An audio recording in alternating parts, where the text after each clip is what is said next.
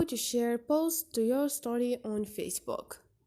Hi guys, in this video I will show you how to share a post to your story on Facebook app. It's so easy and quick, so let's start. First thing, go to your Facebook app and here click on your post you want to share to your story. All you need to do is click on those 3 points and now click on the share icon and you're gonna find the first option, which is share to your story. Click on it and here you share this one to your story. All you need to do now is edit this photo by add music, add something you want, and now click on share to share this one to your story.